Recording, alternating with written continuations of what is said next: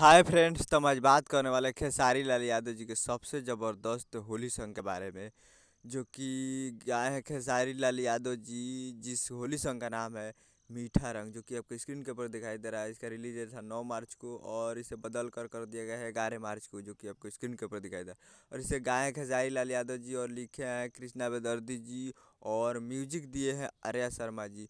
और इसमें वीडियो में है खेसारी लाल यादव जी और अक्षरा सिंह। तो ये रिलीज़ हो रहा है खेसारी म्यूजिक वर्ल्ड पे 11 तारीख को 6:30 पे, खेसारी म्यूजिक वर्ल्ड पे। तो आप लोग जाइए और खेसारी म्यूजिक वर्ल्ड पे ये रिलीज़ हो रहा है, तो जाकर प्यार दीजिए। तो हम उम्मीद कर रहा हूँ आपको वीडियो बहुत ही अच्छा लगा होगा। तो हमारे चैनल को सब्सक्राइब करके बेल आइकन प्रेस कर दिए, ताकि ऐसा ही खेसारी लाल यादव जी के लेटेस्ट न्यूज़ लाते रहें। और like share comment and subscribe this my channel.